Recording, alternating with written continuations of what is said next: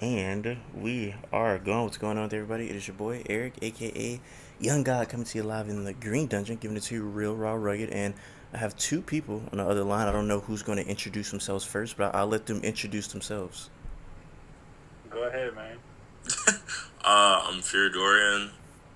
What's up, y'all? It's That's Richie. me. Yeah, that's him. That's them. That's me. How y'all doing today, man? I'm doing pretty swell. It's a good, busy. What's it today? Tuesday. Yeah, Interesting day. It's been calm, that young one's busy over there. bro. It's so much going Fiending. on. Like Busy I'm with trying to what? get a couch right now. I've been on Facebook Marketplace all day. Yeah. Um, just been getting scammed. Well, What's not scammed necessarily, but like when you're on Facebook Marketplace, you can just tell like when there's like it's fishy. what's that So one like that's place? just What's that one app called? Offer Up or something? yeah. I was thinking about getting that one too. Thinking about getting that one. That's so crazy to hear you two talk about it that way because it's like I remember like I was really I look back at it like dang I was really like 16, 15, like just meeting up with grown adults like trying to buy sneakers, like driving hours away, cash transactions, $200. Like I'm like I could have gotten robbed. I never did once. Like Honestly. when I was on OfferUp. Or OfferUp wasn't as jumping back then. It was like specifically Craigslist, which is even more Really? sketchy for That's sure. crazy. So that's kind of funny that you're doing that. But yeah, you definitely got to do Facebook Marketplace. That's where Bro, I've been trying. I got scammed 3 times already. Sheesh. you got scammed, or I mean, okay, so one time I did get scammed, but like the other 2 times they just flaked on me in the same day. that's not. I had the U-Haul and That's just everything. being on Facebook Marketplace. Bro, it's awful. Awful buzz. But it's a chill day. Well, it's not a chill day, I'm lying. But like it's a nice day. It's a nice day, you feel me? See, I was never into sneakers. I have friends who wear, but I would say the black community is a better place because there was a period of time where niggas were getting killed over Jordans every single weekend. That was a period of time where What it's do you like I remember niggas used to camp out for Jordans in front Yeah, of I like did all Foot that. Locker. Like it was a dangerous time. Like Yeah. I got a homie who had a story where like essentially he was one dude was like the first person in Foot Locker to get the Jordans. He walked out when he was before he walked out. There was three dudes masked up with guns saying, "Come outside, we ready for you." Yeah. And Oh, and dude was D, like, "Hey, bruh. can I stay in Foot Locker? Cause they finna rob me." And Foot Locker Yeah. was like, "If you don't get your black ass out of here," and they kicked Yeah. his black ass out. And apparently he had to do a 40-yard dash to the car so he wouldn't get caught. So yeah, Bro. we're in a safer time now. I think we're in a Yeah. safer time for We sure. definitely Yeah. are in a safer time. I did all that. Now I'm I always was a on part bad of all timing. that. Not the robbing Y'all about to part. say you were robbing niggas with Jordans? No, I wasn't robbing nobody for Jordans. But I was in all those environments with the campouts, and then I ended up working at Foot Locker just to do it. Like I was really invested in it. But yeah, that's where we're at now. So I guess to fast forward to today, how did you two meet? Mm. I Well, found out about. I found I, out about. What were you going to say? I was gonna say I was following you for like a minute, and then one day I remember this mad vividly. I was at Six Flags, and you had followed me back, and I was like, gold, like gold. I No, was I like, it's found up. out about Dorian because of Tony Velour, who's an artist that has bounced between both Phoenix and Atlanta. That like IR and friends have known for a long, long time, Shout out Tony. and they ended up working together. And he was just TV was just showing me everything, and I was just like, oh yeah. And I was kind of in the mindset that I was like thinking about trying to do some stuff on the side, like that was a bit more fun, and I felt like it was kind of a perfect um, thing. So then I reached out to Dorian, and Dorian was familiar with what I'd done previously, which is kind of always makes it a bit easier because it's like, okay, yeah, like let's run it up. So I was like, bro, it's time. yeah, it was. It's like time. Yeah, the first song we made was on the project, so it was perfect. It all worked out very well. Mm. Am I tripping or is this like a year old? Is this Yeah, project like a year? Okay, I Yeah. thought so because the SoundCloud link I got, it all was like 11 months, and then Mm. so I'm like, these are old songs. This is like last summer. yeah. Got you. Why now? Why is it coming out now? So we were doing. So basically, the way that it worked out is, I was in the process of of making what ended up being like my first tape, like solo tape, and in the process of that, we had made a bunch of songs back then, and at first it was like, oh, I'm gonna put this one song that we did on my record, and then it was like we were still figuring everything out, and this was a project that I was really, really into, but I thought that the sound in itself was like, if this was what I came out the gate with, it would have been a little bit more jarring than if I did the full tape that I did back in April, just sound wise, like, because this was my first time doing solo stuff. So it was like, throughout this whole process of this whole year, it's kind of been warming up the fan base to be like, okay, you know, we're going to be trying something new, going to be working out with some new sounds, like new producers, this, that, and the third. So it was like, I sprinkled some of it in the tape, which there was 2 songs on that tape. And then now it's like, okay, yeah, let's do a whole one together. Yeah. Yeah, it was like a strategy thing to kind of just warm up the bass, because it's like Dorian's bass is ready for all that, but mine is still not even ready, even though I've been warming them up. So it's like, it's kind of just trying to be conscious of the way that you roll things out, which I may think a little bit hard about, but at the end of the day, it's like I'm still trying to find out my identity as a solo artist. And Dorian's developing everything that's going on with that brand in regards to, you know, doing vocals heavily now, doing the solo project now. The timing was just good, you know, like if we would have done this before Dorian's solo project, or like the self-titled project, you know what I mean, which is like very singular in a beautiful way, and my project, it would have been kind of confusing. I feel like it made it after. I don't know if you... The timing was very good. I feel it was very, very good time. Yeah. We had just made mad songs, so it was like we definitely had to do something with them. Yeah. Was it like an instant chemistry type of thing, or because I know you were already following RiTchie beforehand, so you were already familiar with what he sounded like. So did you already know what to supply him with, or how did that happen when you first I wanted connected? to like do a mesh of our styles, kind of, because I feel like we're both very like experimental in like different ways.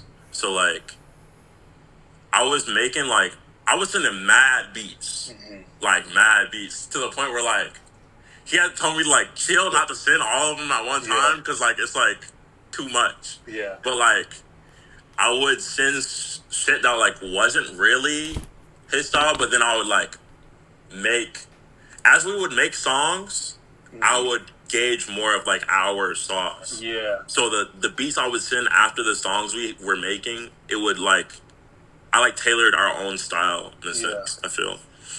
Yeah, I think I look at it the same exact way, because I definitely had to tell Dorian to chill out, because it was like, some people can probably look at 10 beats and be like, I'm ready to go. But to me, it's like, I want to approach everything like originally, like it's almost like I like to approach everything one at a time and emotionally. And if I just start going through all the beats, I'm just going to just like, I don't know how to explain it. I'm just not that gifted. I just feel like I have to be like, okay, here's this one. Let me react to this naturally. The first one we made, ended up being on this project, which was the last song, All Terrain, which also ended up being how we named the project. So it was just like that one. There was that one, and Dorian was sending more stuff, and then it just when you see these people that are gifted enough and like producers that are gifted enough to see, almost like foresee the future, and like, okay, what does this like need to be something like singular, you know what I mean, a bit more like put together. So I think it was, you know, because it could just be beats and raps, which is always great, but I just think when like the producer is able to see something overarching and kind of tie things together. And I mean, Dorian, there's another song that Dorian wanted on there. We're gonna have to figure out how to put that one out. That song is so hard. So we'll have to figure it out. But it's crazy how easy when you find someone like you said that is where it's just kind of like an easy match. Sometimes it's just easy to work with. Like, you know what I mean? It's like, okay, the BPM is in the beat tag. Like sometimes it's simple shit where it's like there's nothing going wrong, like nothing that's making the things difficult. People aren't sending you beats that they think that you would want. You know what I mean? Like, Yeah, sometimes people I go try to produce make sure to it. do that too, because I'm Yeah. like, I'm gonna send stuff that's like in my lane Yeah. that you might rock with, but it's Yeah. not gonna be like OD something Yeah. that you can't rap on, but it's still like, you know, Yeah. something I that you might respect like. that because a lot of people, they think that they know what you want, or they like box you in because it's like, oh, I heard him do this, he'll probably like this, but like some rappers are like, they're coming to you for a reason. You know what I mean? They're not just so like I thought it was just a perfect process. Yeah. I don't know where my brain just went here, but you're talking about like types of beats or whatever. Have you guys heard like this like I don't even know the genre of this music. It's like a Brazilian like rap genre or whatever, and like Yeah, it's of like, course. and it's like Like funk? Yeah, I think it is Brazil funk, but it's like what's the word? It's like insane. Like there's like crazy sounds that happen. You know like what y'all know what I'm talking about? The bass is crazy Yes. on those songs, But bro. even, It's like, so insane. Let me see if I can find one while y'all talk. just look up MC Bin Laden, who's like one of the first big ones. Okay. But even like it's crazy that you just referenced that though, right? Because the last song on this project, right, it has all the driving sound effects, and that's a direct reference to that subgenre that's happening in Brazil right now.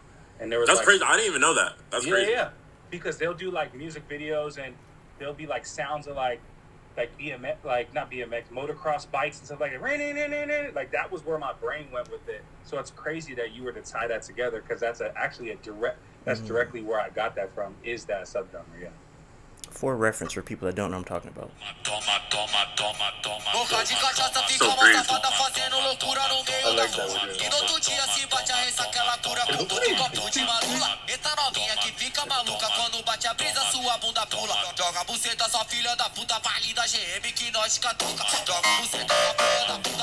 like the bass is crazy. Bro, like the 808s like be breaking sound barriers. Like it's actually crazy. One on the first Vultures. There was one that Parker and I were obsessed with that he put me on. It was like a smaller artist, like it had like 20,000-30,000 views, and that exact song Kanye sampled on the first Vultures. That's crazy. You know, I hear that, and there's certain. So, for example, like I remember it took me like 3 to 4 years to understand MF Doom. I didn't get it. I was just like, this is not for me. But I tried. I kept doing it. Then it clicked. I feel like something like that. When I hear that, my brain goes immediately to like those like beats where it's like, this is the worst beat of all time, and it's just like a bunch of like sounds and like clown horns. That's what that sounds like to me. So salute to people that could hear that and flip that and be like, I hear the music in this, because I hear that and I hear like 30 fat men farting. And that's what that sounds like to me. I don't know what that sounds like to y'all, but that's an interesting. I ain't gonna lie, I rock with it. Yeah, I feel like it's hard. Like, no, I rock actually it. Absolutely love it. There's also good stuff coming out of the Dominican Republic right now too. That's a little less off kilter, but it has like really cool elements like that, and it's super duper fast, and the vocals are really really fast and overlapping over each other. There's just great stuff going on right now for sure. Anything else in that regard where like, for another one, like when Earl dropped Some Rap Songs, I thought that album was terrible when I first heard it. I did not like that album. The album is. But when it clicked, that's what happened. I was like, that's one of my favorite rap albums of the last. That's one of my favorite rap albums ever. Yeah, that album is insane. So for both of y'all, have y'all ever had music where you first heard it and you were just very anti, this is terrible, but it took a minute to click, rather if it took days, weeks, months, years, whatever? It's interesting because I was watching your interview with Klein. Oh, sure, yeah. And you were saying like something along those lines. Not that it was terrible or anything, but like when you heard her, like when you went to her discography, you were just taken aback from like the difference between the song that was like on Mike's album and then like her solo stuff. That's how I felt when I found her music too. I was like, what? I was like, this is insane. And then it clicked. I was like, she's really like crazy. Like her stuff is insane. I think that's the artist that like had that effect for me. Shout out Klein. Shout out Klein. That's the real goat. Yeah. It's the real That's goat. a good answer. That's a hard one for me. I'm pretty stubborn now where I'm a pretty big hypocrite in regards to, I don't know if I will not militantly, but endure going through something that I'm not that I don't know if I got that, but at the same time, like there probably is a bunch of stuff That's a really hard question for me. But at the same time, like when I'm listening to something, I'm always kind of, it's more like, oh, is this Yeah. interesting? It's less of like, Mm. am I familiar with this, or like where can this exist? So that's why, like when you're talking about a subgenre like that, when I immediately heard it, I was like, this is great. Like this is, I love that feeling of like how. Like, you know what I mean? Yeah. It's Yeah. like, oh, like, even just like this level is weird. Why is this so ridiculously loud? And in any other world, or when there's in America, or there's like a label or something involved, like someone's going to immediately point something out that stands out as as a negative. You know what I mean? Instead of just like what it is. But I think that's a really cool. I think The Climb was a really cool example. You know, I legitimately didn't think about this till you started talking, but it took me a minute to get into injury reserve because Oh, I want to say like I heard a song and it was just like the beat, it was a lot going on, and I think similar to when Dorian sent you beats and it sounds like you got kind of overstimulated, it was just too much going on. I feel like whatever the song it was, I was like, this is too much for my brain. Like my brain is too little for this right now. I need to expand my brain, and I feel like months later. Actually, it took me like a year or so to come back and be like, because I think I don't know if you're familiar with the website KTT, but Kanye Tether, yeah, they love injury reserve. So, and I feel like they would post about you guys all the time to the point where I was like, all right, I'm gonna give these niggas one more chance because y'all like them so much, and that's when it finally clicked for me. So, yeah, actually, I would put y'all in there too. That's, man. Honestly, I actually would take that as a compliment. That's cool. Like I think we've always liked to make music that's a little bit more challenging. What era would have that have been? I can tell you right now. Give me 1 second. What was that? Just play it. Yeah, sweet. That's funny. You noticed that off like a millisecond of the song anyway. A little Easter egg. That's super funny. That I would say was that was live from the dentist office. Oh, the very first one. Yeah. Whoa.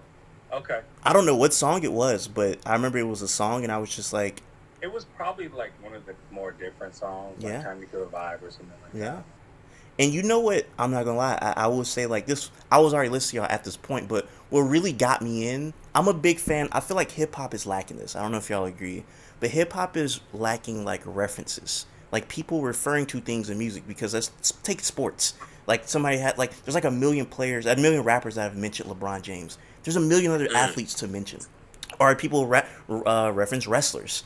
There's a million other wrestlers outside of Hulk Hogan or The Rock or video games. Like, so I like the fact when people refer to things that are like niche and like, cause it's like, oh, I know what that is. And it was specifically your verse on Jailbreak the Tesla, where you were throwing out jailbreak apps and stuff, where I was like, oh, this nigga's like a nerd. I was like, this is the most nerdiest verse of all time. So, yeah. We need more deep cuts in the rock. We need more deep cuts. There's not a lot of that. Like everybody references the same thing, you know? Like nigga, rap about core water or something. Like say something different. I don't know if y'all like feel what I'm saying, but I've always thought that. I feel that. I think what it is, bro, and like I think it's gonna get better, is I think so many people, and I used to struggle with this as a writer, like they're trying to do something that they feel like everybody can relate to. Yeah. And like they think, when in reality, the more specific that you get into things, the more relatable it is, because you can find your niches.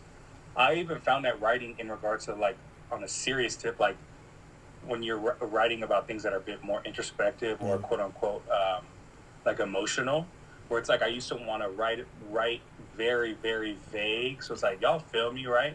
But it's when I started diving into things and start talking about things that are extremely personal and like very specific, that people will be like, hey, maybe I haven't gone through exactly that, but I have something and people like connect to that more. So I think like at first as a writer, like you think about like, oh, I'm just going to do Hulk Hogan and The Rock. Yeah. You know what I mean? And then it's like, oh, but then when you start then what's the Dominican dude that just did the Max Duggan? Like there's the Dominican, the rapper that just did, I feel like nowadays there's going to be more and more niche stuff, and it's like, who cares? Like, if you say Dominican rapper said a Max Duggan part, that's what you just said? There's a whole tape. What? There's a whole tape? Yeah. He was not West Side playing. Gun producer. I didn't mean to cut you off, but I just like what? Who is this Well, I rapper? cut myself off because I wasn't sure if I was 100% accurate, but I'm pretty sure. All right, that's all right. But he's an American Dominican rapper. Like, Got like, you. speaking English, but That's hard. yeah, I think there's a lot of room to grow on that. But at the same time, there's always been stuff like, you know what I mean? There's always been stuff. But yeah, no, it's fun. It's cool that you notice things like that. You know who was big on that is Grogs and IR. He was always referencing stuff and particular things, and he loved that. That was like a big aspect to him. I noticed because one of the main things that Nick, my manager, hit me up about when he was saying that, we're going to potentially do this interview with Eric, is he sent me a Big K one, and I'm a big K fan. I was like, battle rap got hella distinctive references. That's amazing. I was not crazy expecting you to references. say that. That's amazing. I'm a huge Big K. That was literally what I asked Dorian in the group chat. That was No, go ahead. what Nick sent in was a Big K one, and I said, yes, we're doing it. It's so funny Immediately because too, no hesitation. we're going to come back to this, but white men will be a theme between me and you. But we'll come back to that. Awesome. It's very awesome. But no, I kind of want to talk about Big K real quick, but I kind of want to touch on Dorian because even something as simple as who did y'all do the interview for? I forget with the Polo Perks. Y'all did an interview. They were just like what are y'all listening to? And y'all were talking about who y'all like. What's y'all favorite song with A.O. Lee? Who did that interview with y'all? That was probably That Good Shit with Annabelle. That maybe? that was Annabelle. That was Annabelle. Yeah. I say that to say like the songs and the stuff you listen to were like some deep cut like. Mm-hmm. You know what I'm saying? Like some abstract. So like even as simple as like doing an interview and talking about like just like very like rare songs that people wouldn't even know. Like I think that's cool to just like even have that. So yeah, I just love that. No, I ain't gonna lie. I'd be nerding out. Like just with the, cause I feel like I'm a big deep cut person. Really? I'd be like, who's gonna get this? Who's gonna be the person to be like, oh, I know exactly what you're talking about. Like, nah, yeah, I feel like I'm a big deep cut person. So I like doing interviews and stuff to like talk about stuff that like some people, like small percent of people know. But like when people know, it's just like, oh, we're locked in. Like, No, for it's sure. out there. For sure. Like sometimes like when I write a rap or something and it'll just be like if you know bar. You know what I'm saying? It's like if you catch it, you catch it. But I'm not gonna And like. someone's gonna know, which Yeah. is fun. That's the fun part about it, because it's like it feels like you're writing it for them. Like it's super fun. Like there's rappers who I don't know. I love their music, but I don't really understand everything they're talking about. Like if somebody told me that they understood every Billy Woods bar, I would say either you're a genius or a liar, and you're probably a liar. You know, so there's so many people there's people who are brilliant that listen to Billy Woods that I bet he say a reference to like a 1916 book or something, and they're like, I know exactly what book that is. So I love that type of stuff. People be lying for no reason. Stop lying. Yeah, that dude. Stop lying. You couldn't, like, no one could. That's a one-on-one. That's an actual one-on-one person. Like, Yeah, I listen to like either him or like Jay Electronica. I'm just like, yeah, this sounds amazing, but I don't know what you're talking about. You know, like you're hiding in the grassy knolls like JFK. Like it's just all type of Many crazy. such Jay Elec is, that's all just like 3%, like 5%. Like the Jay Elec stuff is, you'll read a couple books and the references are all coming from. With the Billy Wood stuff, is like that's not even on some talking shit because I love them both in two particular ways. I love Jay Elec. I used to be a huge Jay Elec fan, but Woods is like, this is like a modern day. Like this is someone that people are gonna look back at and be like, I don't think we realized what we had. No, I get you. You watch enough FairCon speeches, you'll probably be able to dissect a Jay Elec. But like Billy Woods, damn near. I was on the fence about this, but I do think there's certain rap songs that could be like broken down in like higher level learning in like college and stuff like that. And he has songs that are like, I feel like pieces of literature that are like, or albums like you said, that are like pieces of literature that you could do a whole course around. So yeah, shout out to that. Shout out. I feel like that might. I feel like. Is there not courses for that already? That would be a great course. I think feel Bun like. B teaches a few like rap classes. I know Lupe did one. I think there's a class about To Pimp a Butterfly, if I'm not mistaken. That's fire. So That's fire. there's stuff Yeah, like but the that. Woods, and the best thing about Woods is you hang out with him, and it doesn't feel like he thinks he's smarter than you. No, I interviewed Billy Woods, Oh, there you go. which it's just funny because I make such stupid content, and like I do think he watches some of it from what I see, and it's just so funny because it's like, yo, this nigga's like a genius, and like, why is he watching my shit? So you're right, like I agree You're a with you, like regular yeah, dude, yeah. very honorable. Like, yeah, we did a whole tour with we did Arm & Hammer IR a Kai solo tour. There was a lot of smart niggas in one van. Those three and Parker. I'm just sitting in the van like. Shout out them for real. Like, shout out Kai for real. That's those, perfect. yeah. No, shout out. That's a lot of wordy rap right there for sure. That's what I'm saying. Before we get off of this though, I do got to go back to Big K because that was the last thing I was expecting you to say. Yeah. Big K is the reason I have this interview. Shout out to Big K. Yeah. Are you a battle rap fan? The dog. Yeah, for sure. Shout out the like, dog. For real. I've been a bit untapped the past 6 months, but yeah. What gravitated you to Mr. Big K? The purity of the craft. And I like people that are very like confident in what they do, and they are very singular. Like that's like Woods, right? Very singular style. You hear one bar, you know it's a Woods bar. Yeah. Right? And it's like I think that's what's great about K is like his style is very singular, and some people try to add a negative connotation to it, but I think that's the positive thing about it. And then just no fluff. I like people that don't have fluff, in regards to records, bar, like everything, just no fluff. And I don't know. I think respect and people that are like students of the game, like people that really respect and love like what they do and are comfortable taking the sacrifices for the long run. And like that's really diving into it, and like it's really talking about Big K, but I really like his relationship with battle rap and the way that he has handled like throughout all the drama of all the different leagues and stuff like that, and how he's like respected himself in the craft. And I don't know, I think it's really cool. I know that's getting real deep when it's just battle rap, but to me, like when you see someone's characteristics like that and the way that they approach the thing that's putting the food on their table and also they're passionate about, I think that's very respectable. And because a lot of us do a lot of this shit, we just try to get as much money as possible, or we do this, that, and the third. But there's also people that just like try to make sacrifices for for everybody. You know what I mean? And I very much respect that. And he's just great. Yeah. Do you watch battle rap at all, Dorian? I do not, but I feel like I'm a sensitive person, bruh. And I be hearing some of the bars, and I'll be like, that would hurt my feelings. Yeah. Like, you was a little OG for that, bruh.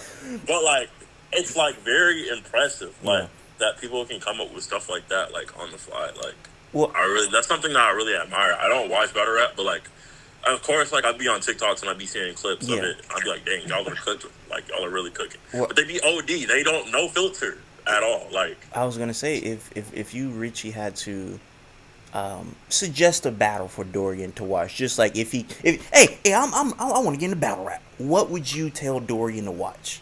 What battle would you recommend? So the hardest thing, which is I think is one of the main negative things about battle rap, is that so many of the references within battle rap are about battle rap, and you need to know like the overall. It's like watching Avengers Endgame and not seeing any of the events, even though actually you could do that blindly because you just characters flying around. With battle rap, it's like they will be referencing something that happened in an interview that Twitter has collectively decided is a bad thing within the past 48 hours. Yeah. And then now it is being brought up. Yeah. So I think that's one of the negative aspects of it.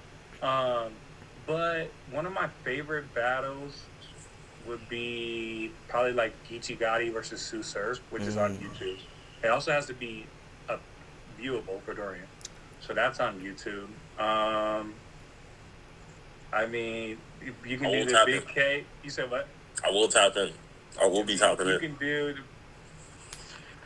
There's a lot of Big K ones. Obviously, there's the paperwork battle. Classic. But And a lot of his are actually on YouTube too, because that's the thing, Dorian. You'd have to have the app and then that for like the big ones. So. I think that's one of the worst things, the fact that kind of like Smack has kind of went like behind a paywall because of Wait, so there's casual ads fans. behind it? So like the guy Smack, you hear about URL battles or whatever. He, as of like the pandemic kind of era, started his own like Netflix, where the battles are kind of, you got to pay to see them, and he used to just upload everything free to YouTube, but now they're kind of shelved behind the app. So if you are a casual fan just on YouTube trying to find battles, you're trying to find like a lot of those battles, they're not free to view. And most of the biggest people are not anymore, but they were all under like exclusivity contracts with her. So it's not like it's like you couldn't see them. So it's like, I think Easy to Block Captain versus Chess, which is another good modern. That's, I think, only on the app. That may have gotten uploaded. I'm not sure. A lot There's of those battles. I'm just thinking of like the modern ones. Obviously, there's like classic ones, but like Easy versus Chess. Like, there's good ones. Rex versus Chess. I like Rex too. Rex is one of my goats. I fucking love Rex. Man. I definitely got to tap in for sure. It makes me a little sad they made like an app for that, so it's not like as accessible. Yeah, but there's other leagues. Cool, there's other leagues though. There are yeah. other leagues. Just Smack, which is kind of like the biggest one. But if I were to give you a recommendation, one of my favorites of all time is a guy named New Jersey Twerk. I love New Jersey Twerk. That's a crazy name. New Jersey Twerk. Only thing about him, he chokes a lot. Like if he's not prepared, then you will be disappointed. But when he's prepared, he's on another level. And one of my favorite battles by him is a battle with New Jersey Twerk versus JC. That is one of my favorite. I love that battle. So if you wanted to just hear somebody with high energy, the name alone, I'm like, I got his house. Yeah, I'll text that to you. I'll text that to you afterwards. No, please do. For sure. He's one of those people where it's like, if he didn't choke, he'd probably be the GOAT. Bro, he's the full package, because even if like a casual fan, that's a great comparison. Like he's like, if he didn't bring the guns to the locker room, he's the GOAT. That's what Twerk is. So I definitely agree. It's funny because in Dorian background, I've been looking at this the entire time. The "How do you feel today" poster. Oh yeah, this poster in my room. It's funny because I got this poster of myself. It's like I should not have put this poster here, bro. Because my bed is right here though, so it's like I'm looking like over myself, like as I sleep. But you got a poster that's fire, bro. Put that on your wall, bro. Like that's fire. No, yeah, I'll rock with it though. I got hella shit in my studio. I need mad poster, bro. This wall is basically just a RiTchie wall, bro. That's hard. I was not expecting that. That is hard. No way. It's OD. Yo, the vinyl finna go like right there. Coming in tomorrow. It will be there and it will be up. Okay, yo, hold up. We gotta mix that up. Take Nick off your wall. you take them off completely? No, take me off the wall. And Nah. keep Nick up there. Nick, y'all both gonna be up there. What do you do? You said what? Ken doesn't have any posters. Like, dang. Bro, she gotta make more like physical merch. Yeah, that's what I'm saying. That's what we're doing, Dorian. That's what everyone's gotta get in the physical. Your world, they need to start tapping into the physical. Nah, definitely. That's why I'm super hyped we're doing the vinyl. Because, my music has, like, never been on vinyl. Yeah. Well, like, for our take, that was, like, the first time that my music was, like my production was, like, on vinyl, I believe. So, yeah, I'm gonna y'all got to start making physical stuff, like little niche stuff. You guys are all creative, bro. So people want to have physical things from you guys. So really interesting about that. I brought up Hulk Hogan and The Rock. Like, I'm a big wrestling fan, and I was literally just listening to somebody talk about this earlier. Like, when I was a kid, they used to like sell like wrestling DVDs. So if it's like a big WrestleMania, like you could go and buy that, or you can buy like the best of Shawn Michaels matches.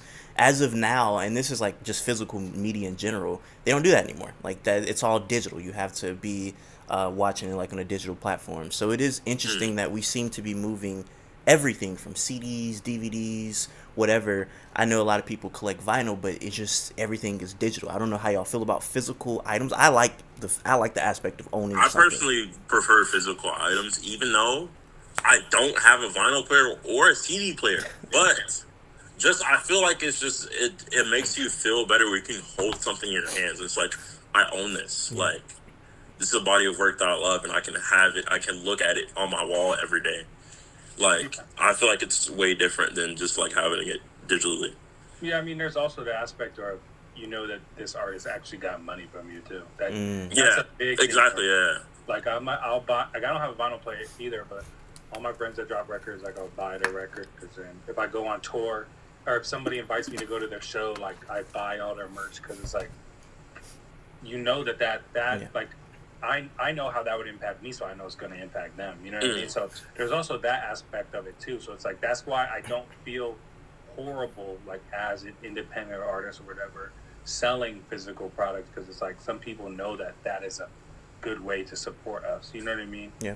So I think Dorian, I think it's also the one thing that you'll find out about it is it's also a fun external outlet as well. Like it's a fun way to extend the rollout and find more creative ways to express yourself and to promote your music. Yeah, I'm definitely trying to do like for the next future releases. I'm definitely trying to like do physical stuff. We'll send you one of the vinyls, Eric. We have like super rare ones. We may have an even more rare one. I'll show you. But we'll send you one of the vinyls or something too, because if you like physical stuff. Hold on. Yeah. What's the last physical purchase that you have during like a media? I was in Montreal, and well, other than these vinyls that Richie gave me, these two, I was in Montreal at a thrift store, and I got this Circuit Survive album that my sister. I didn't hear this. I didn't know what this album was. It's interesting because my sister was driving me to the airport, and she was playing a song off that album. I was like, I've never heard this before. This fire. And then I was going to the airport to go to Montreal, and then the last day I was there, I went to the thrift store and I found that album in a crate, like a random crate. It was like in a crate where like purses, like it wasn't even a crate for CDs or anything. But yeah, that album was in there, so it was like very crazy. Digging in the crate. No, that's hard. It was fire. Yeah, we're gonna send you one of these though. It's the cover, but then I do these like alternate covers on the back. Like, that's hard. Vinyl. So crazy. That's hard. Yeah, bro. Like, yeah, it's been fun. Yeah. It's been fun, like trying to find your own direction with it. You know what I mean? So that's what I'm trying to do is like the alternate covers on the back instead of like because why does somebody need the track list of a project? Like they got it. Like you know what I mean? Yeah. Like I get it if it's in the shelves, but it's like we're just independent artists like trying to make creative stuff. You know what I mean? Yeah. Like they can just look up the track list on Google. So it's like, you know what I mean? That's been the whole thing, and like that's been like a fun way, a new outlet creatively. You know what was fire to me? Like, I don't think people really do this that often, but like, you ever see old albums that had like alternate covers for like Japanese releases and stuff like that? That's always hard to me. Like the fact that they will have like alternate release. Yeah, that's hard. That's always hard. To me. I had like a fan made, because in Japan they do the obi strips, where it's like it tells you the person what it like what the record is. So this fan made me one of these strips. Yeah.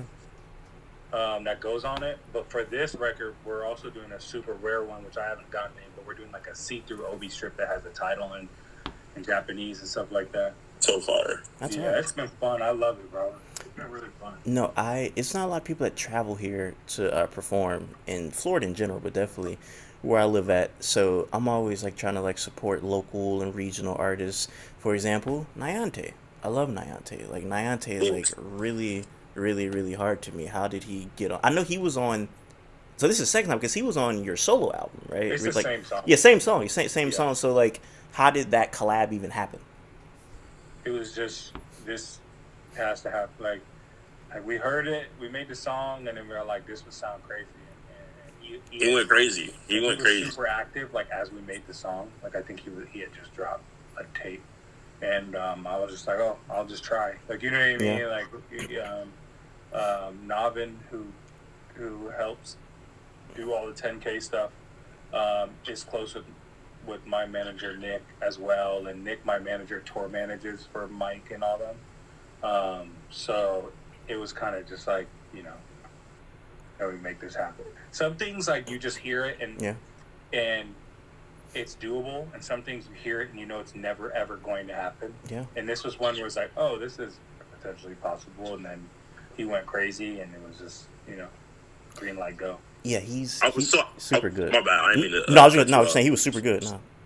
No, yeah, he snapped. I think that was like around the time where he dropped, or maybe a little after, but he had dropped Beam and Muppy. And that EP was like one of my favorites last year. So I was like super hyped that he had hopped on the song. He snapped. That real hip hop song in there is crazy on that Dino Crazy, Murphy. crazy, insane song. Freaking El Custo is nuts. I love El Custo. Bro, he's crazy. I saw him live in Atlanta when on that tour. Bro, that lineup Yeah, I know. was amazing. Yeah, they figured it out over there. It was crazy. Seeing him perform was nuts. Yeah, He's got one that was singular turned. style. You feel me? Like that's exactly what I'm talking about. Where it's like you hear something, you're like, yep. Like, Yeah. and I feel like he's just getting started. So Yeah. we're in a great place right now. You know what I mean? It's so exciting, and it's like to be active in it. It's like, you know, you could be competitive and get a little defeated sometimes because some people are so good, so quick, so active. You know what I mean? And I'm a bit older now, so I can't catch up in that regard. But I just love looking at it as like a fan and a competitor, and just be like, man, like this is. That's why when you said the real hip hop, it was like when I heard that, it was like frustrating. Like I remember just being like, that's how it be though. I'd be like, why are you so good? Yeah. Why? So when I interviewed Alchemist and Oh No, I asked them this question. This kind of goes in like consideration with this. I asked them, who's a producer that y'all hear that make y'all just think like this isn't fair? So it doesn't have to be producer with y'all, but it could be producer or rapper that y'all hear, and you're just like, this isn't fair. Or a moment from a producer or rapper. I have a million. You go ahead, Dorian. I'm thinking. I mean, Go ahead. You say yours. One of I'm those things where thinking. you hear it and you're just like, okay. As long as I'm not trying to do that, I'm good. You know what I mean? You just gotta do your own thing. Because like the talent level is like just the talent level, the originality. You know what I mean? Yeah. Dorian, remember we were talking with Ian about what's their name? I know one of the names is DJE. Was it Alicia? What was the name? I was going to check my phone, but I'm on my phone. Alicia Crampton. That's a big one. Crazy. Yeah. Crazy. Just a rapper, singer? Producer. DJ. Insane. Yeah, if Parker was on here, Parker would have said the same thing. Because Parker showed me the DJE project. That was something where I remember we heard it, and it was like, oh, it's going to be hard to make music. Right? Like, it was one of those ones where it was like, whoa. Like, this is very, very good. Like, next level good. And just beautiful, confident. You know what I mean? Like, I don't know. Some people are just too good.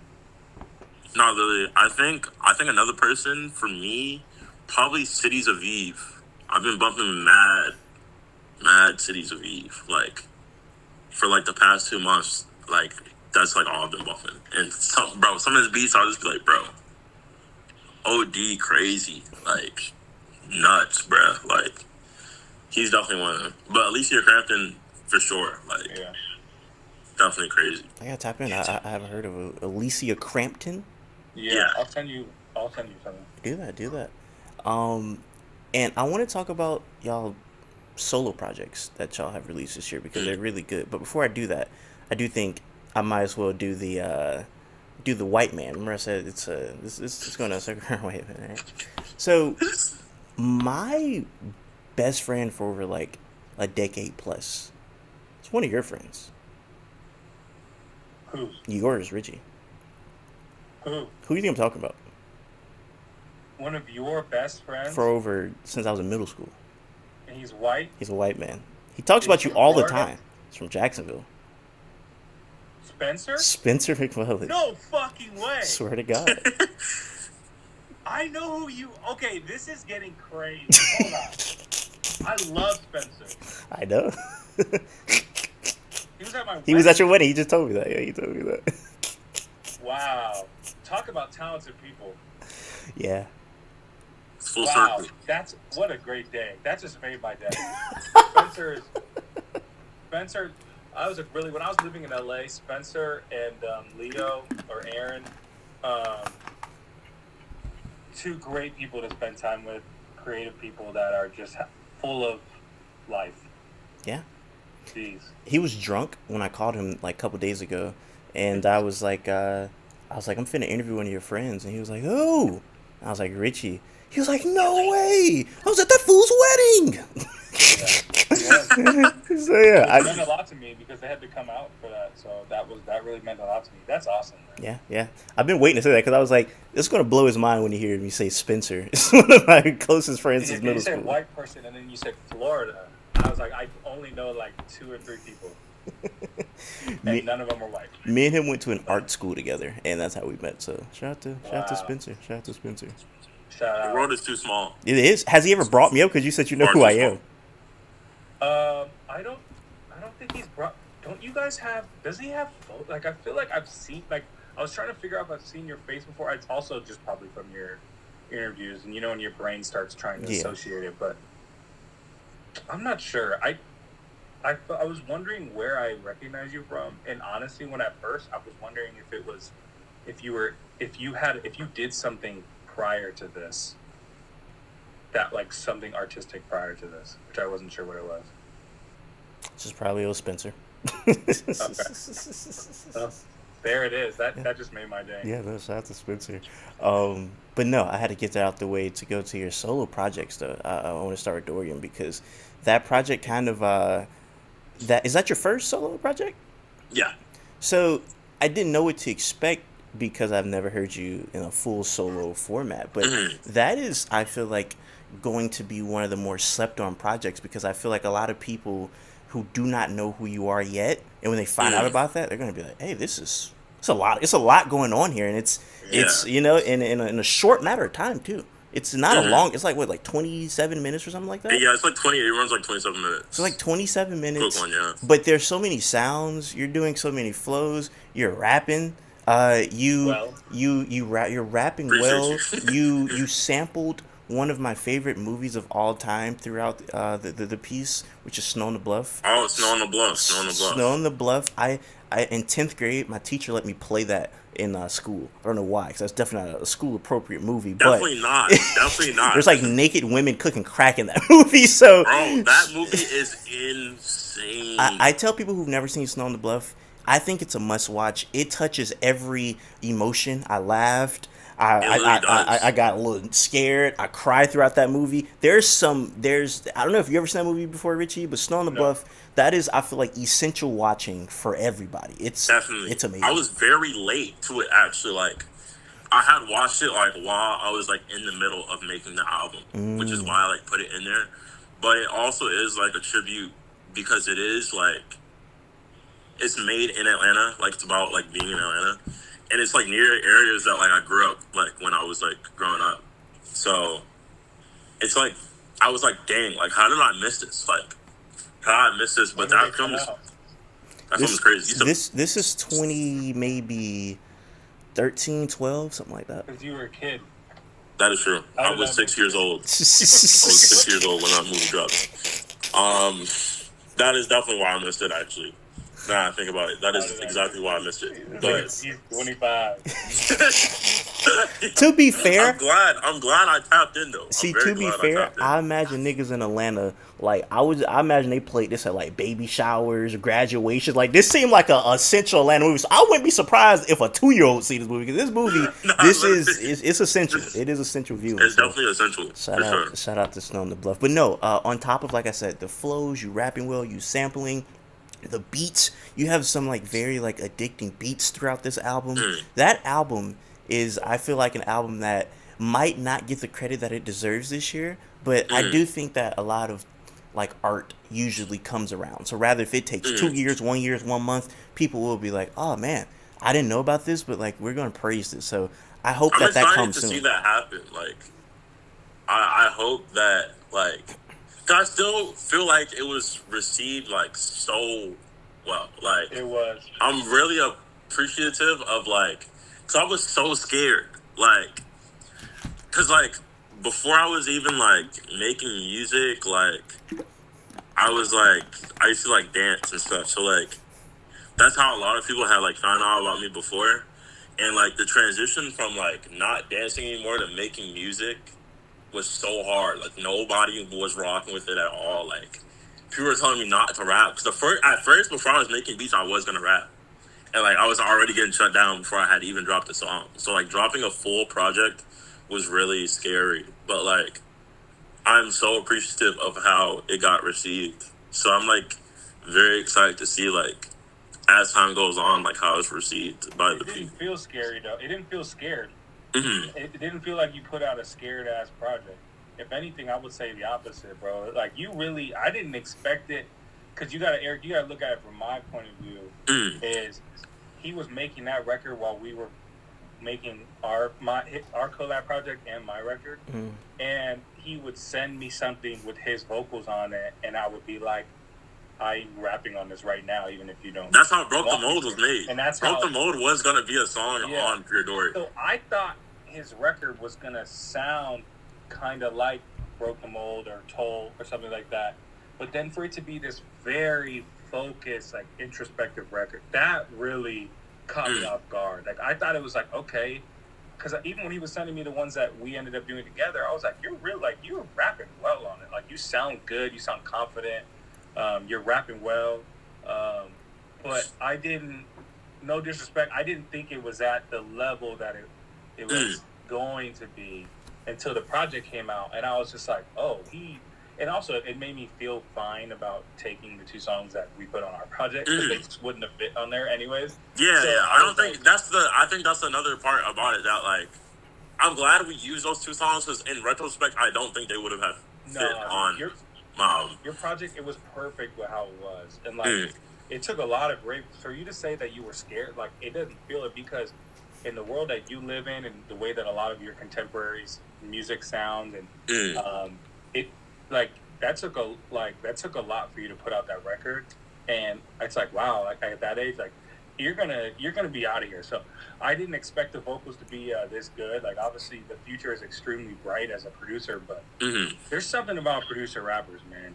They just I appreciate it. Yeah. No, they do. They get it. Like producer rappers, like they listen to the beats differently, and they do things, and it's just like the rapper can do things that the producer rapper can't do, and the producer rapper can do things. That's why whenever there's those group, when it's like Slum Village or you know what I mean, and Dilla's out rapping everybody, but then someone's gonna have a good even like the Chow Lee, Cash Cobain stuff, where it's like the producer with the vocals and then the rapper, and it's like they both have their moments. It's like there's something that the producer just has when they hear their own production, that they just listen to it differently, and it's always interesting. I really appreciate that. I really appreciate it. I feel like I just want to say, I feel like Lil B with my ops, I might just said a curse. I just want to say it real quick. That's hard. It's hard. Yeah. Yo, good Lil B reference, bro. He was really doing that. That's hard. That's one of those references. That's one of those niche references. I just wanted to say that. I didn't mean to interrupt you, Rich. I'm telling you, we need more deep cuts, bro. We need more deep cuts. Like, he was really putting curses on the ops. He was. That's so crazy. He released some of the athlete ones, which was good. I needed a couple of them. That was, yeah. I'm glad you brought that up, because no one has really said said that bar to me after I like put it on that song. I'm glad you get it, bro. You get it. You need more deep cuts. I feel like people like me and Richie, who I feel like if you listen or if you watch battle rap, your ears are trained to hear bars because that's what we're listening for. So I'm listening for those bars for sure. Yeah. I really appreciate that. That's actually one of my favorite bars on the project, because bro, he was. I feel like a lot of people also don't know that. Like because I had to I like to watch a lot of like documentaries on artists and stuff. So like, I was watching one on Lil B one day, and I just learned his lore. And I learned what he was doing. And I was like, that's so insane. I was like, I need to rap about this now. Like, that's so insane. It's funny because I remember there was a point in time where I turned on CNN and Lil B was on CNN. Like, Lil B was like on ESPN getting interviewed. So like that time, he was doing some wild stuff. So yeah, like you said, had a curse on KD, curse on James Harden. Like he was cursing a lot of people. OD, that's so crazy, bro. It's so crazy. Shout out Lil B for real. Shout out Lil B. But yes, in totality, that album, I can't say it surprised me like I had low expectations, but it was just much better than anything that, you know what I'm saying? It was like, whoa, this is a really good piece of work. That means a lot. I really appreciate it for you tapping in. Like, no, for sure. So I was like, I don't know how like this gonna be received. Like, I know people know me for producing. Like, are they even gonna take this serious for real? Like, I really appreciate it. Well, you took yourself seriously, and that immediately made everybody else take you seriously. That is true. I appreciate it. Like you said, So producer much. rappers are interesting because a lot of them are like some crazy people. Like Kanye's, kind of crazy guy. Uh, That a, is facts. a deep cut right here. Charles Hamilton is a very insane He doesn't human. know who that is. I don't know who that Yeah, he is, don't but know who that is. that's probably gonna sound. I wasn't even gonna try to act like I know who that is because I dead don't. But I've interviewed Charles Hamilton a few times, and he's just an interesting fella.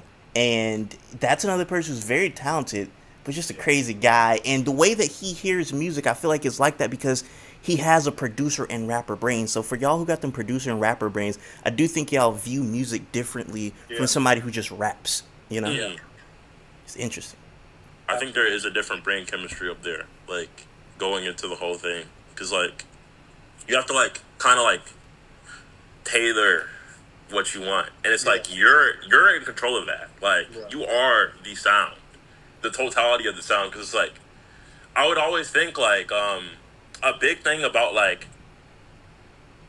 people just showing your homies, you're showing your music. Like let's say if someone's starting music off, they're showing their music to their friends, whatever. They're like, one of the first things they'll say is, "Oh, the beat hard." So I'm like, I want to be in control of like all of that. Like, if someone wants to hear me and they don't necessarily like vibe with my vocals or whatever, they're like, "Oh, the beat's cool." Like I made that, or like the opposite, like vice versa.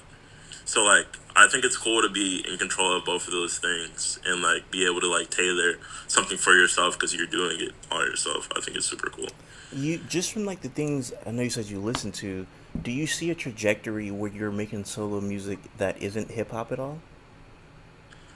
Maybe in the future, but I feel like I'm gonna always like find a way to like interject hip hop into my music, like Good answer. in any sense. I feel like it's always gonna be like that, honestly.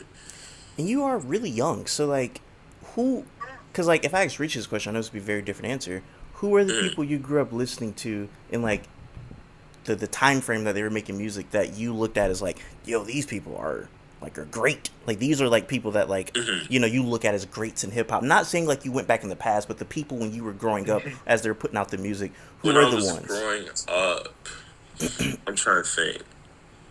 It was a lot of like different like eras for me, cause like I have an older sister, so like she's like 9 years older than me. So like the stuff she was showing me was like I will say one person, uh, Toro Waimoy. I hope I'm probably butchering his name, but like, what's that album?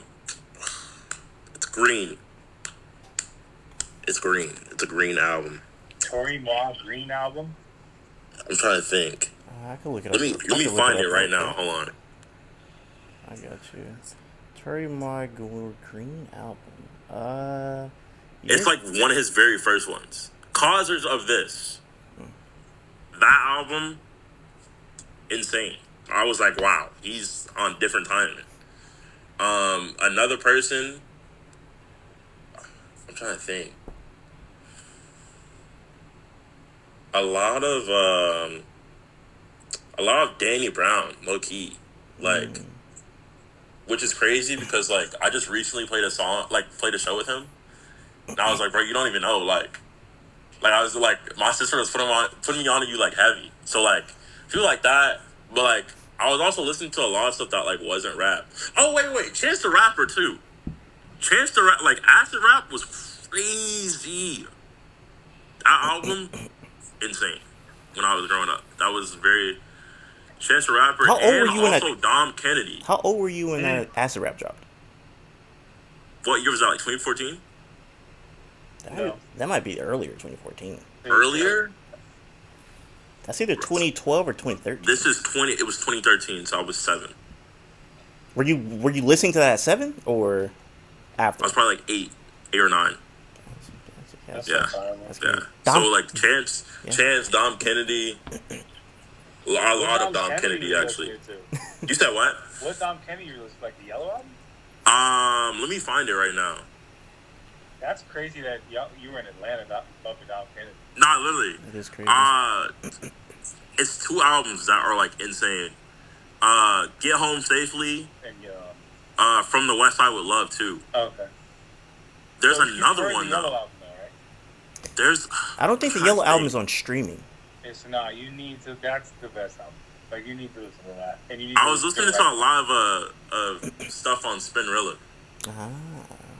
Is You know, that? Does anyone remember that? you know they killed Spinrilla like a couple months ago. What happened? That's not an app anymore. They wiped Spinrilla off the net a few months ago. That really hurt my heart, bruh. That truly hurt my heart. I did not know that. It's I was gone. not aware of I that. tried to get on Spinrilla like a few weeks ago, and my homie was like, "Nigga, that's gone." And I was like, "What?" And they was like, "Yeah, they took us out of here. Bruh, Too many copyright that's strikes." nuts. I need to find this last album. What album is this? Hold What on. album? The one you're talking I'll about. send it to you, bro. The Yellow album. I'll send you. The Yellow album. Oh yes. It's actually called the Yellow album. Yes. Oh yeah, sorry. Yes. I thought you were saying like the album is yellow. No, it's the Yellow album. P plus H. Yeah. Okay, so you know what I'm talking about. Peace Yeah. and happiness. That I was like, dang, he cooked. But yeah, it was a lot of that. But like as I started getting older, it just dove into like early Atlanta SoundCloud. So like Key, Yachty, of course, 21 Savage, Thug, of course. Yeah, just a lot of that. But everything before that was like the people that I named. But it was a lot of different stuff. It's so interesting because I feel like not too long ago I used to be like the person that people was like, "Man, you was this age when this album came out," and now I feel like I'm doing that to you, where I'm like, "Man, you're this age when acid rap came out." Goodness gracious, because like 7 years old. the albums that you're naming, I was in middle school for. And this is funny enough. This is when me and Spencer are trading off a lot of music, and I'm putting That's him crazy. on to Dame. Like not to toot my own horn, I was putting him on so much rap music at that time, and I'm like, "Bro, have you heard of Danny Brown?" He's like, "Who's Danny Brown?" I'm showing him like the Triple X album or whatever. So yeah, that's like those albums you're naming. Those are like pivotal albums for sure. No, I feel literally. like for that time period for sure. How old are you, Richie? Definitely. I'm 29. You're 29. My dog, Hey, So I was in high school during that era, like where it was heavy mixtape era. So it was like Triple X and yeah, what the fuck is it? J Electronica. yeah. All the Big Crit, J Cole, Kendrick, XV. Remember XV? I do remember XV. All that mixtape stuff where it was like the conscious era and all that stuff, Yeah. and then everything kind of combating it. I remember all of it. Yeah. You know, we have 3 people on here that's 3 different ages, and you just made an interesting point. What age is a unk? At what age does one become unk? I feel like I really be joking, but like I do. I feel like once you're on the cusp of 27, That's crazy. I'm like, damn. But I'm really just young. Like people aren't old. I'm really just young. I feel like because 27 isn't even old. Like I be joking, but like to me it feels old because I'm like I'm gonna be Richie's age in 11 years. So that's why it feels like a long time away, but it's really not like a crazy age. Is Playboy Cardi unk? He low key unk. He gotta chill. He like 28. That's so funny. He gotta chill. I didn't even think about that honestly because like the way he portrays himself, you never think unk, but then you think about his age and like, Yeah, what do you think about that? Niggas that come out and they're a lot older than you think they are, but their music has like this youth essence. I don't think that Cardi technically attempts to come off young. I just think he's like that's just his audience. I would say like Uzi fits that kind of narrative though. There's a lot. Bro, really unk. Yeah, Uzi's unk, huh? I think Uzi's come out unk. and you think they're like in their early 20s and they're like 30 wearing diapers. Finding that out is also crazy because it'd be like, I did not know this. Like, I did not think you would be that age. And Cardi is still evolving, which crazy. He's one of the few rappers where I think he is a rapper, but he feels like a rapper producer. Like his approach to the production, like his competence and his relationship with the beat, like it feels like somebody that made the beat and then it's like, okay, this is what I need to do to elevate this.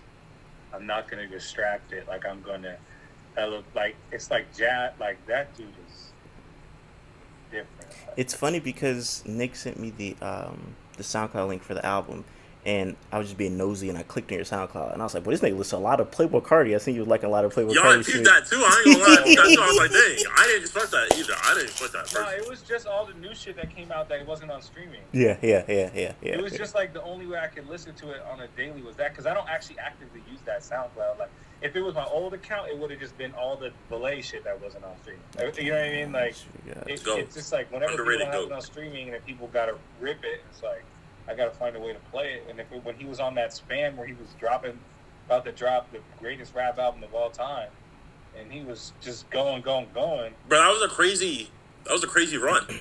I thought it was over for all of us. Yeah, I thought honestly it was like, okay, no more dropping. Yeah, I thought it was It's over for everybody. But we survived. We did. We survived, and we got triple digits. We did. Which is something that I've been listening to a lot. I think my favorite song off the top of my head would probably be Dizzy, just because I like your singing on that song a lot. Like, I love that's like I like when you sing. Like, I love, and it's so funny. I struggle saying this to artists because this is not like a disrespectful thing. I mean this in so much like sincerity and like I really like it. J. Cole does this singing thing that he does from time to time. And J. Cole's not like a professionally trained singer. Like he like by any professional measures, like she sucks at singing. But when J. Cole sings, it sounds beautiful to me because he's coming from like his guttural, like I love when he does it. Like it's the intro to the For Your Eyes Only song. It's like For Whom Tolls the it's some like fucking George Washington ass title. I forget what it is, but it's a super duper beautiful song. Or when he sung about Mike Brown on Dave Letterman's show, you have that to you when you sing. It's not like you're a professionally trained singer or anything, but it's beautiful. It's because it's coming from like a genuine place. I don't know if you feel that way about your own singing voice, but I absolutely love it. I don't necessarily feel that way about my own singing voice, but I feel that way about the general approach of like non-traditionally trained singers singing. It's like there's a reason why Frontin' is like one of the best rap songs ever. There's a reason why Kanye has some of the best songs and albums. It's like the whole technically trained sing. I mean, you can even argue that like Frank Ocean isn't like a technical like Moses Sumney level singer, but you the sauce is there, regardless. 3 Stacks, Most Def. These are the to me that stuff. I would rather listen to that than someone that is ridiculously good at singing to the point where it hinders their ability to make good music because it's all about like technicality or something being clean or this and the third. So I think that I come from the train of thought of just like being comfortable to just like let things loose. And it's obviously a very post Kanye and Pharrell and Mos Def and 3 Stacks in the sense of just like being comfortable just mumbling across and then realizing, oh, this is something interesting. Let's actually just do it. When in certain people's school of thought, they would say, now let's go hire somebody else to do it. And I hear that all the time. I'll have friends, even more successful friends than me, and I'll do something and they'll be, oh, you should bring in a choir to do that, or you should bring in a singer to do that. And I'm like, I kind of like the roughness of it or the personal aspect of it. And I think that it's endearing. So I appreciate you like giving me like positive reinforcement on it, because sometimes you do feel vulnerable because like I don't know how to sing, but it's like if it feels good to me, it's like a kind of the most important aspect. But I'm glad that you like that, and a lot of people ask for me to do more of that. I think the key is to not do more of that. It's just do what is instinctual on that particular song, and next song, and the next song, and the next song. So like I compare it to like gospel because I don't think a lot of gospel musicians are, some of them, but not a lot of them are classically trained. Like if you just go to your normal regular church, a lot of the people that are in there sang and they just grew up in a church and just learned how to sing that way. It's not like they went to vocal coaches or anything to teach them how to do runs. It's just kind of like learning by ear. And some of those singers are some of my favorite singers of all time. I love gospel music, and a lot of gospel music is raw in the sense where you'll hear somebody voice crack on a song or something. Like gospel music is super duper interesting to me. So not that you're making gospel music, but I do think there's a correlation between the two of something that you, J. Cole, a gospel singer have going on where it's like the rawness that appeals. It's the appeal is the rawness in your voice because something about it just feels like super like real I for feel lack like of the better term. gospel singers, I would consider the church to be classically trained though. Mm. Those people are next. They're all jazz level For musicians. Like sure, for they, sure, for I sure. would I would consider the church to be like you would get classically trained when you're in the church. Like you may not that may not be what the certification like you may not get the certificate for it, but I mean those people that is a different the talent level. But you're right. But then there's a room for error, and that is allowed, which brings back the whole conversation. So, yeah, it's beautiful. I mean, those people are way better than me, and I'm really just trying to just have a good time, and hopefully it comes across that way. And sometimes when you have a good time, the listener does as well. That is facts. If anybody wants a weird song that somebody's doing like the rough singing, Most Def New Danger album, the intro, the Boogeyman song, that song is very weird, but it is beautiful. So if anybody So wants to enjoy some interesting singing, the I Boogeyman got song tapping is with that. straight. I've never heard that song. It's he's so so good. good. I definitely got tapping. He's so great. I love. He's crazy, man. So Okay, before we wrap this up, because it's so like your age is so interesting to me because I feel like I don't really interview a lot of like people that are younger than me, so it's always interesting. Like I got like a million Mm. questions. Are there artists that you know you haven't did enough research on, but you know you like need that's to, cool. like where you're like, man, I really probably should listen to more of this person. I feel like, hmm, That's a good there's question. that's a really good question because being young is being so in the loop and being so out the loop at the same time. And Like, having a lot ahead of you though. yeah, because it's like now, like, yeah, you know everything that's going on right now, but you still have so much that you need to go back on if you even care to do that. Which I'm a person that feels the need to like go back and like actually tap in. Speaking on Lil B again, I feel like I need to go back to Lil B. Like I haven't heard enough of Lil B's music, and he has so much music. Like I have a lot of Lil B research to do. I feel like that's definitely someone. Even like Kanye, I feel even like Mm. Kanye and people like Pharrell too. Like I haven't listened to enough NRED. Like I need to. Did I spell that wrong? NERD. Sorry, my bad. Um, but nah, yeah, I just need to tap back in. Like there's, because I'll be listening to so much music, but like I just need to tap. I need to tap back in. So like people like that, I definitely I feel like have with some work someone to do. his age group, I would be like, okay, once he gets past that, then it's like the people that were really important in my era. So it's like, oh, you have to listen to the first two Shabazz Palaces albums. Oh, you have to listen to the Rat King album. Oh, like that is the bit. Like to Rat me, King it's for like sure. I gotta that. tap into the I would be Rat like, King you have to shit, listen bro. to So It Goes by Rat King. You have to listen to Black Up by Shabazz Palaces. Like Mm, those are because his generation for some reason like they'll get the Death Grips like immediately they'll know like they have to listen to Death Grips and da, da, da, da. But like that when is that was all facts. happening, it was like Death Grips, Shabazz Palaces, and to me Rat King as well. And I feel like that would be a big one for that generation because they're like right away from it. But then there's so many people, especially from the Rat King, like Show Me the Body, like the Corpus world. There's so many people that are associated that have worked with those people. Like you were just talking about Cities of E, Mm. Earth Eater. Like there's a lot of people that were involved that are around that whole wiki world, like the wiki Shout world. out Like, Wiki. Shout yeah, out, for bro. sure. Like, and even now he's still bringing more like interesting, putting a lot of interesting people in front. So that is a very honorable thing to do, in my opinion.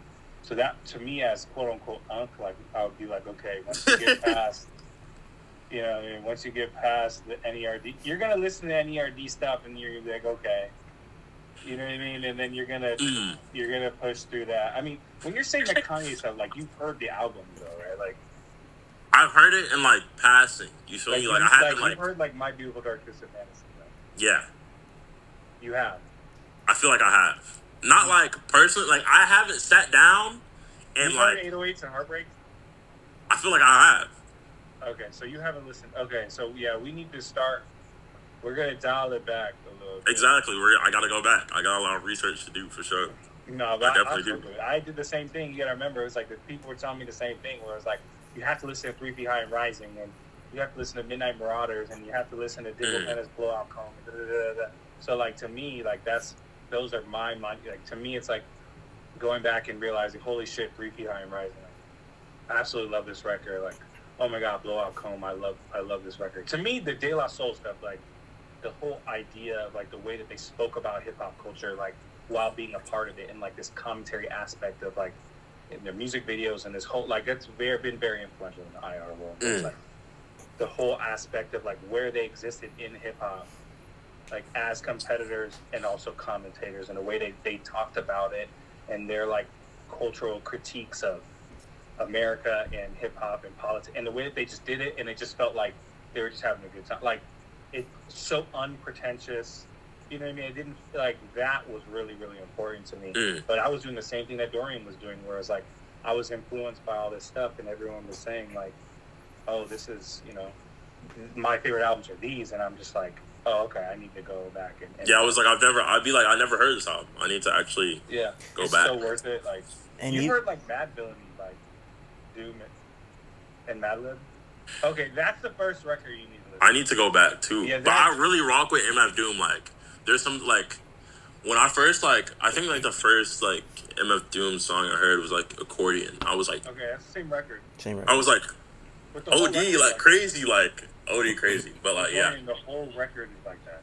The whole thing is that good. I gotta tap in. It's like MF Doom is crazy. See, and like outside of De La, you were naming like more deep cut records, but like for people in like my age, because I'm a few years younger than you, like I had to go listen to the big stuff because I wasn't around for Biggie, or I wasn't around for Nas, or I wasn't around for Tupac. So it's like I had to go listen, even though I kind of like those people. Like I like my both of my parents are like black, so like I grew up black and younger at the time that they had me. So I grew up listening to hip hop. Like Erykah Badu was played by my mom and stuff like that. But the stuff that wasn't being played, so more so of like the deep cut stuff, I had to go back and listen to the 90s and the early 2000s and catch up and stuff like that. And I guess I'll leave it with this.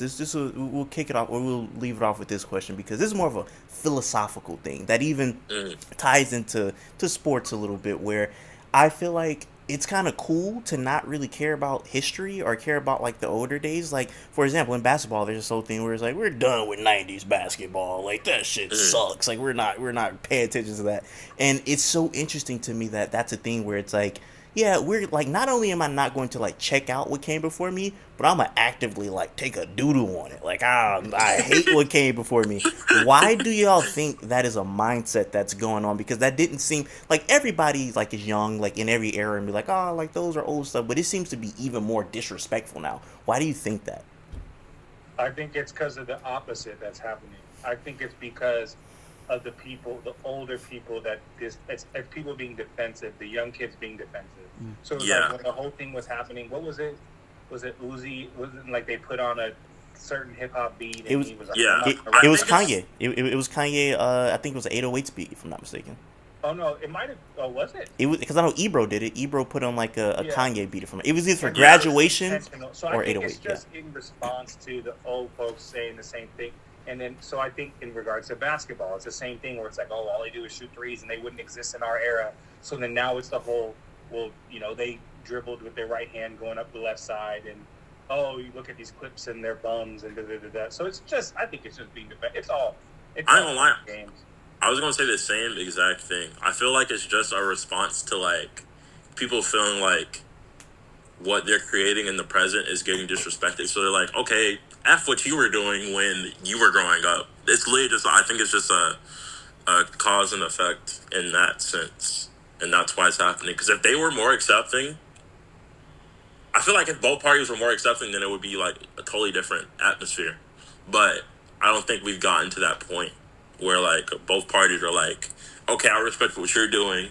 I respect what you did. I'm gonna leave it. You know what I with mean? this. I'm gonna leave it with this. On the tour, the Arm & Hammer Akai IR tour, we were playing 454 or 454, and there was an age divide now.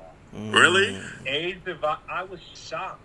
I was just, especially for Elucid. I thought he was gonna get it. He didn't get it? They both were like, "What's going on?" And we were like, "Really?" Like, that's crazy. We were really shocked because they're really tapped into modern music, and I'm not trying to throw them shade because maybe they came around to it, but I'm just talking about in the van because we all drove together. So I'm just talking about in the van, in the moment. The initial reaction was, "What is happening right now?" Like, you know, it was like, so that was fun. That was fun. Can I give context behind 454 real quick? Yeah. That's the GOAT. That's all I gotta say, that's the I GOAT. think it's so jarring. His sound is so jarring because that's a subsect. He's doing a music that's a subsect of another subsect of Florida music. Because in Florida, we speed up all of our music. Everything is fast. Like, literally... That's what all the fast tracks, all the fast tracks based on. Like, literally, like, it's niggas in Florida that'd be like, let's say if a Kodak album drop, they'd be like, oh, I ain't That's how listen. I was bumping Kodak. That's my point. That's how I was bumping Kodak on SoundCloud, bro. Niggas would be like, bro, I'm not even listening to the Kodak album until somebody until one of the DJs speed it up. Like, that's literally like our culture.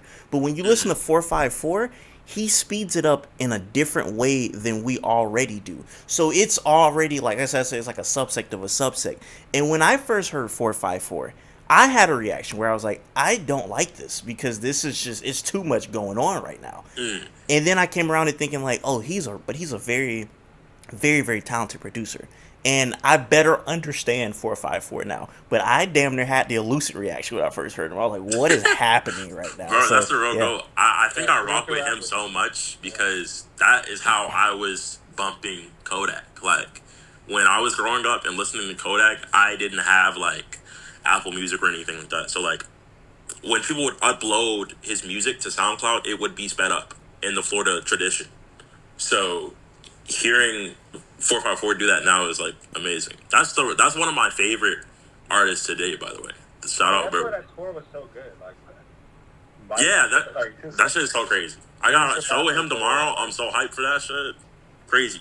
454 has a song called Stitch Plus Lilo, which is a very insane crazy song. One of my favorites. That's an insane song, for sure. I like the one that sounds like the beginning sounds like almost like a Travis Scott breakdown. Like, I don't know what it is. Can't believe it because the niggas really shot Stevie. What song is that? Tell us from the Hood. Yeah, that's on the same album. So good. Yeah, that's on the same album. album. So good. Live was crazy, bro. It was like floating, bro. But like so a good. Travis Scott transition, like he just came and can't believe it because the niggas really shot Stevie. I was like, so good, bro. So good. He's another person where, like, what we were talking about earlier, where they're like, I'm like, dang, you're like frustratingly good, like, because his beats are fucking crazy, bro. He dropped this tape like exclusively on a cassette called Cast of a Dreamer, like very recently, and I got it like digitally, and it's so insane. All the beats on that is so crazy. Y'all know he used to produce for Cardi? Yes, that's lore. Yeah. The PS, what is it, 2? Yeah, it's like the PlayStation song. Yes. It's kind of crazy that he made that beat, bro. It's so crazy. That talked on that beat, too. Crazy lore. Real lore. Have crazy lore, too. No, shout out to them. Shout out to yeah. No, shout out to them. Them and because I found out about them through DJ Lucas.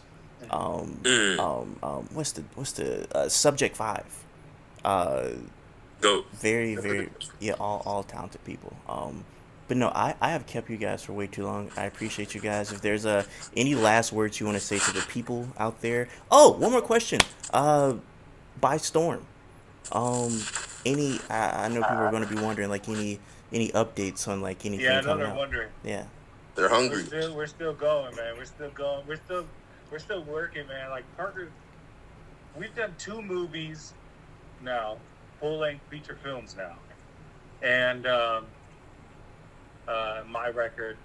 So it's not like we're not working. We're just there's a lot of things going on right now, and we're conscious of of what it is, and we're trying to do it right. But we're not just twiddling our thumbs. Like, he's made 2 feature films since then, since the last IR record. That's about as much information as I can give about that. But yes, we're still working. We're trying to get it going, but it's got to be right, And these are the things that I'm talking about, where it's like the sacrifices that you got to make to just do things the right way. We could have probably been put out a record to sell records and to go on tour, but it's a lot bigger than that. So just trying to respect everything that's happened with our history and just trying to do things right. So yeah, sure. That's where we're at. But right now, me and Dorian just did this. We're about to go. I don't know when this comes out. By the time today, it comes out, today. Oh, you're dropping it today? I'm dropping it instantly. Oh, fire. Okay. Fire. Hey, fire. Tape comes out Friday. Tape Friday. Tour next week. Leak the vinyl. It's up. It's up. It's Friday. Up. We're going on tour. We're doing Europe together. First couple weeks of October. Dorian's first time in Europe. My first time alone in Europe. So we'll see you guys in Europe. We're dropping the tape Friday. It's gonna be awesome. Yeah. Movie. Here we go. It's called The Uncle and Nephew. Oh no, that's that's Quavo. No, that's Quavo. Yeah, they already did that. Uncle Nephew. No, they already in Europe. The big UK too. That is hilarious. All right, well, here we go, man. I appreciate this. Was great. What a great. Shout out to Eric, man. Real good. I appreciate you guys. You for having us. I appreciate everybody for watching. Until next time, I say what I mean what I say. Haters are gonna hate, players are gonna play, and you guys holler at your boy.